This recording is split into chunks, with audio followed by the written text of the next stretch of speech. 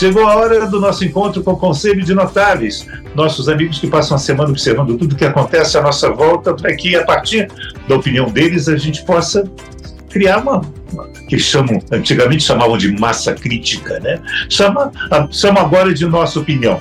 Aliás, desde há muito, né? Que forma a nossa postura diante do que acontece e faz com que a gente decida melhor. Conosco hoje o economista Manuel Tedin, o publicitário Elísio Pires e o também publicitário Lula Vieira. E é com você, Manuel, que eu começo. E aí, meu amigo, se ligou em quê na semana que passou, Manuel? Fiquei muito ligado nos protestos das universidades americanas, nos campi, né, das universidades americanas. A coisa está saindo do razoável.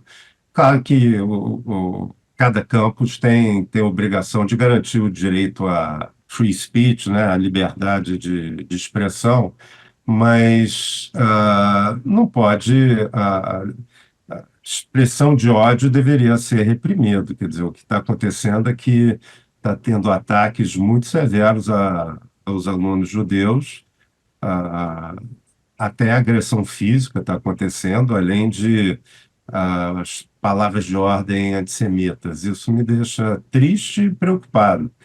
A coisa do antissemitismo é uma das vertentes do que está acontecendo no mundo, mas o ódio pelo diferente está presente em todos os países, em todas as dimensões diferentes. A questão é que os judeus têm sofrido isso, na verdade, há séculos. Como todas as minorias, quer dizer, em países brancos, negros, em países da Europa Ocidental, eslavos, enfim, aliás, escravo vem de eslavo, né? Na verdade, a palavra escravo, que hoje não se diz mais, o povo escravizado, tem origem na denominação da população eslava. Isso é uma tragédia. A gente está no século XXI ainda nessa mesma morrinha de milênios. Já estava na hora de acabar com isso, né? A gente já deveria ter aprendido que a convivência pacífica e amorosa entre os povos é a coisa mais importante, é necessário e é importante para o bem-estar de todo mundo. Então, essa tristeza profunda no coração que está acontecendo no mundo entre os diferentes, até, imagino você, até budistas do Mianmar estão agredindo muçulmanos que estão no sul de Mianmar, que tiveram que fugir para Bangladesh, uma tragédia humanitária enorme. Então, tem que acabar com o ódio. A gente não tem que achar que é razoável morrer 35 mil palestinos, mas Israel tem direito à defesa e cometeu erros que viraram atrocidades em alguns momentos. Isso é irrecorrível. Isso não tem nada a ver com os judeus, de uma maneira geral, muito menos os israelenses, de uma maneira geral. Tem muito a ver com a formação desse governo, que perde legitimidade a cada dia, que foi uma aliança entre a direita e a extrema-direita de Israel, que são fanáticos religiosos, na verdade, que eles, como o Hamas, que é o fim dos judeus, dos judeus, na verdade, em particular israelenses, também esses fanáticos gostariam de expulsar todos os palestinos de qualquer lugar de perto deles e tomar a terra que é deles. Então, tem problemas de todos os lados. Nada justifica, no entanto, o ódio dos estudantes universitários americanos contra estudantes judeus e esse antissemitismo, enfim, sem freio que a gente está vendo lá. É um absurdo. Não é um absurdo. Meu caro Elísio, e você? Se ligou em que na semana que passou, Elísio? Eu estou, desde esse momento, desde que o Haddad foi entregar a lei da regulação da tal da reforma tributária, eu estou ligado nisso. Só para lembrar, tem um destaque especial para o chamado cashback, que é uma coisa nova, né, no Brasil, mas já usado em vários países. E esse cashback, por exemplo, deve beneficiar 73 milhões de brasileiros, né? que têm renda per capita de até meio salário mínimo. Os beneficiários devem estar inscritos no cadastro único. As devoluções, os cashbacks vão variar. Quer dizer, por exemplo, na luz elétrica, para essas pessoas, tem uma devolução de 50% do imposto pago. E no botijão de gás, por exemplo, uma devolução de 100%. Né? Só para lembrar, esse projeto inicial tem 300 páginas, tem 500 artigos e vários anexos. E, além desse projeto, tem mais 2 que ainda estão em trabalho lá no governo para ser enviado posteriormente no ano que vem. Né? Só para lembrar também que tem uma coisa muito interessante que é o chamado imposto do pecado. O imposto do pecado é para desestimular o consumo que faz mal à saúde e ao meio ambiente. Estão incluídos ali cigarros, bebidas alcoólicas e açucaradas e veículos poluentes. Né? Eu acho que o imposto do pecado é uma coisa realmente nova, interessante. E eu queria também aproveitar para fazer uma citação aqui do evento que está acontecendo nesse momento da extrema-direita na Hungria, né, que o Eduardo Bolsonaro está, inclusive, participando. Eu destaquei a frase de abertura do apresentador do evento, que ele disse o seguinte: sabemos que os liberais são todos comunistas. Essa é a abertura. Inacreditável, né? Mas aconteceu. É isso aí. Gostei da risada do Manuel. Não, em matéria de tributação também tem que lembrar que uma coisa importantíssima ficou para o ano que vem, que é a tributação sobre renda, né?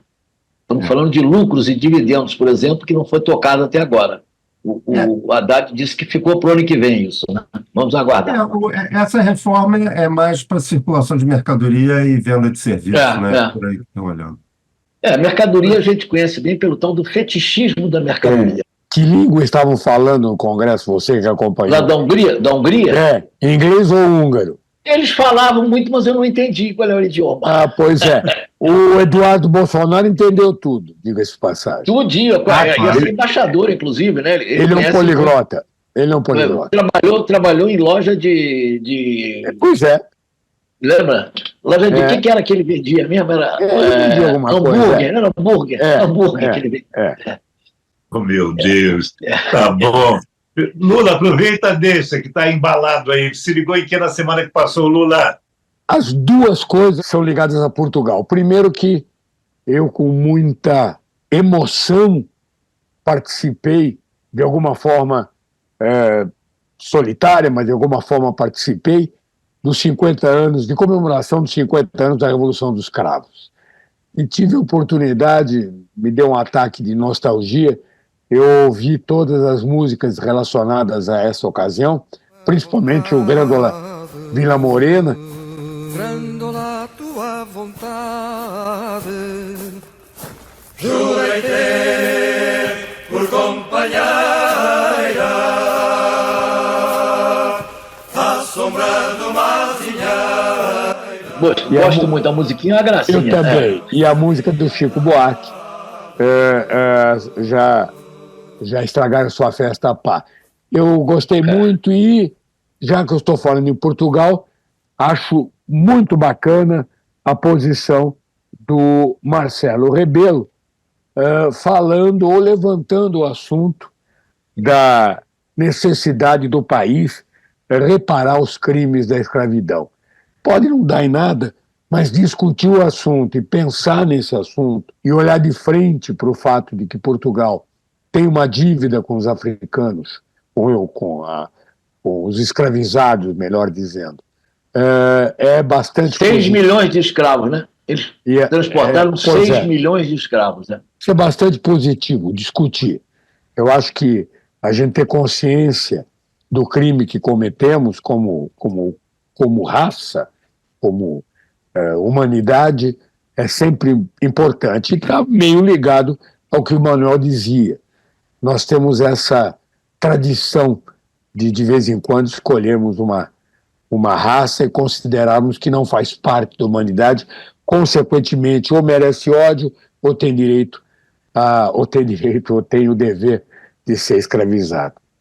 E outra coisa que eu achei impressionante, e que explica bastante coisa, ou alguns candidatos que tiveram votação expressiva nas eleições, é que 7% dos lulistas E 8% dos bolsonaristas, segundo as pesquisas, têm absoluta certeza que a Terra é plana.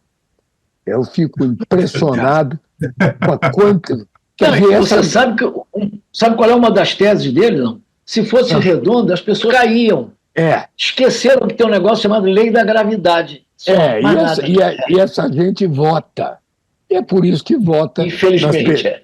E é por isso que votam nas pessoas que votam, né? 7% dos lulistas e 8% dos bolsonaristas. É muita gente acreditando que nós vivemos numa pizza. Impressionante isso, meu Deus do céu. Não, a partir disso e pela necessidade da gente ler mais para entender melhor o que se passa à nossa volta e com precisão, o que a gente vai ler nos próximos dias, Lula? Rapaz, grande livro do grande Ariel Palacios, América Latina, lado B. Junto com o livro sobre o Nelson Ned, esse é um livro que a gente degusta como se estivesse comendo uma iguaria. É um livro que a gente fica com medo que acabe logo, porque, volto a dizer, lembra um pouco o livro do Nelson Ned, porque mostra a maluquice que é o continente que vivemos. Tem um detalhe, para entender melhor esse continente, faltou um R aí no latim. Assim. E eles falam do bizarro e o esdrúxulo dos presidentes, dos ditadores e dos monarcas vizinhos do Brasil. Ele não fala muito do Brasil, que não precisa. A gente sabe o quanto a gente é ridículo por conta própria. Mas vale a pena a gente perceber também o ridículo nos outros. É um livro que a gente lê e não acredita que seja verdade. Volto a repetir, faço o paralelo.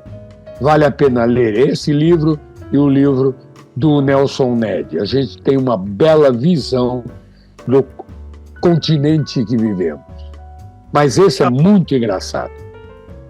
Imagino, o Ariel é uma pessoa de uma inteligência saborosa. E é uma coisa impressionante que no prefácio a gente lê, o prefácio é feito pelo Guga Chakra, é que o Ariel Palacios é daquelas raras pessoas que ninguém fala mal. Esse argentino nasceu em Curitiba, né? Pois é. Ele vive na Argentina e é um dos maiores anfitriões da Argentina. Quer dizer, ser recebido pelo Ariel lá em Buenos Aires é um privilégio. E ele costuma mostrar um Buenos Aires que só ele conhece, com aquela simpatia, aquela alegria, aquele bom humor e aquela inteligência que a gente vê na Globo News. Esse livro vale a pena e eu recomendo com muito entusiasmo.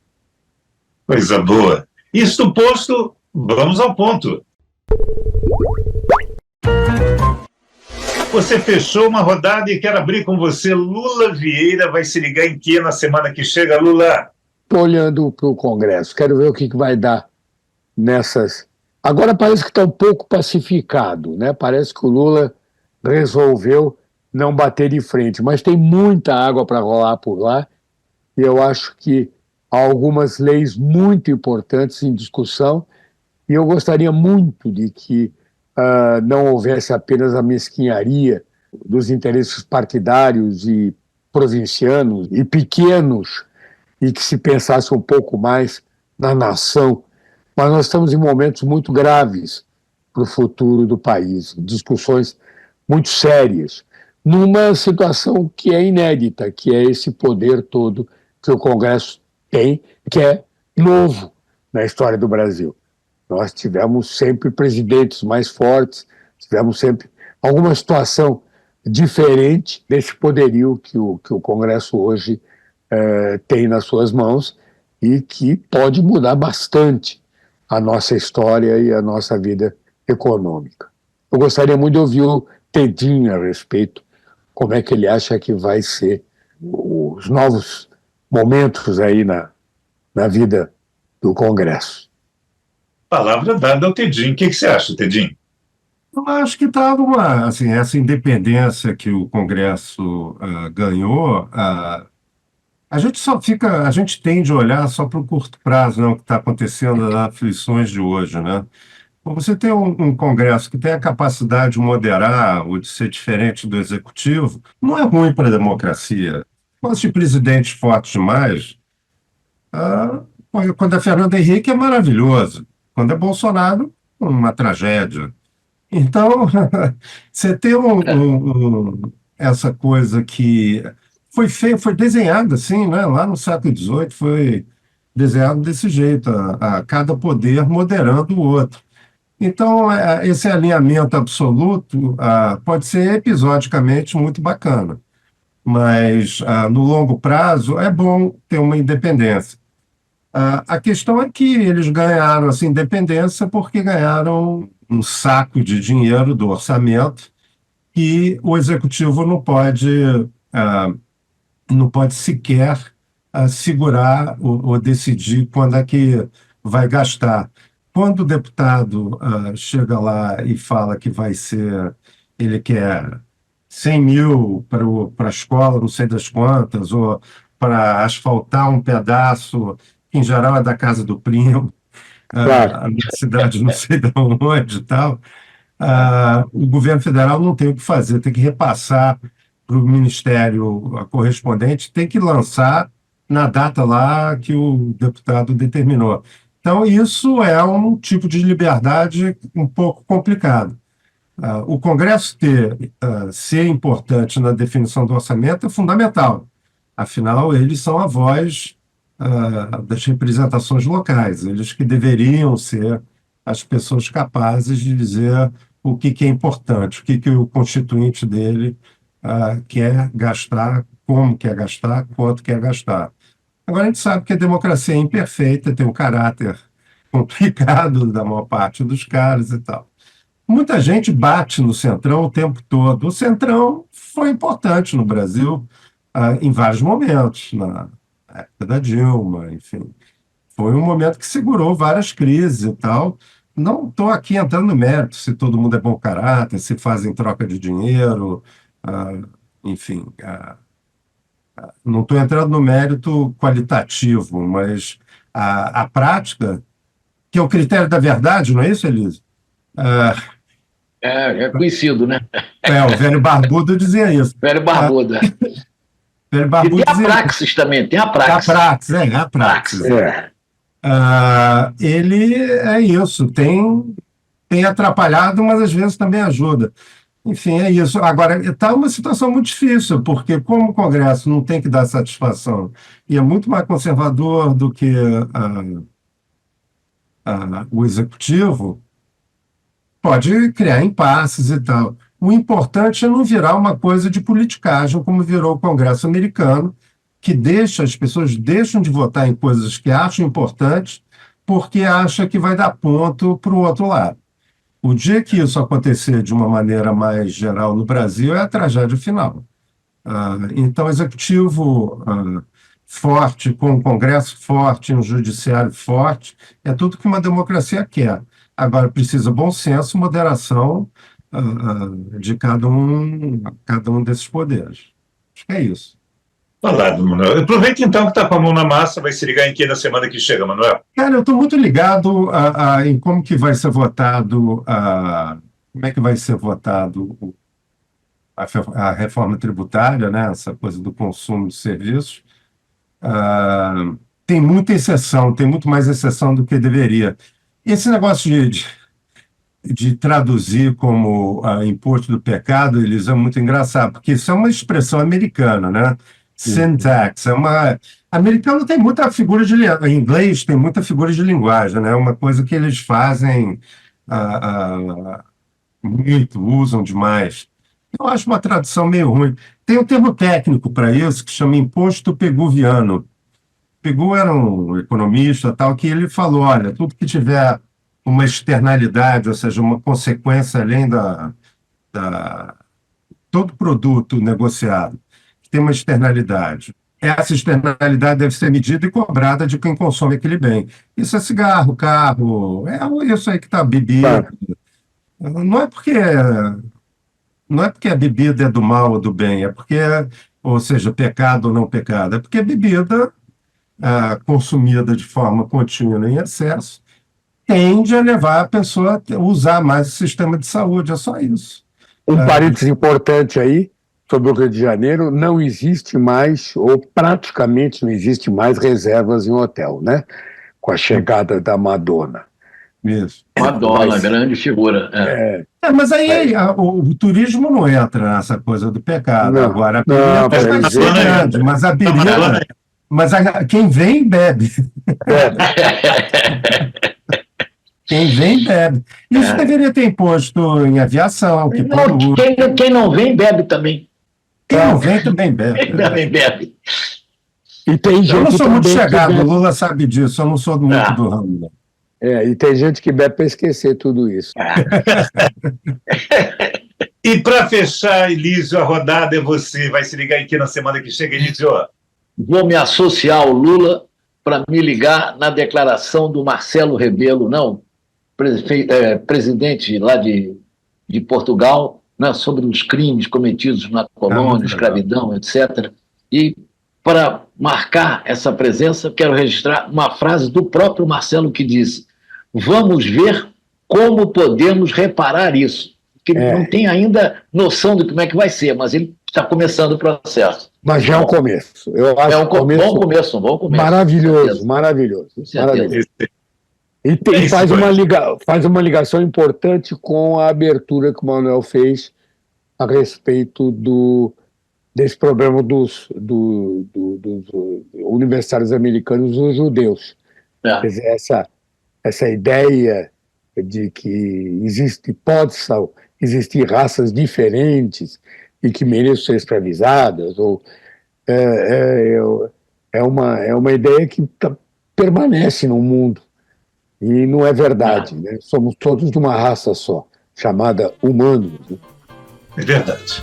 Bem, senhores, por hoje é só. Que coisa boa estar com vocês. Semana que vem a gente volta, né, com o nosso Conselho de Notáveis. Hoje contamos com o publicitário Lula Vieira, o também publicitário Elísio Pires e o economista Manuel Tedim. Você, por favor, se inscreva aí, né, que a gente gosta da sua participação, da sua crítica, dando um like ou um dislike, né? Enfim, dizendo o que você acha da gente e dando sugestões para assuntos que a gente possa colocar em pauta no nosso programa. Semana que vem voltaremos com essa trinca de ases e quem mais chegar, que é sempre muito bem-vindo. Obrigado, Lula. Salve, obrigado, socorro. Elísio. Salve, socorro. Tchau. Valeu, socorro.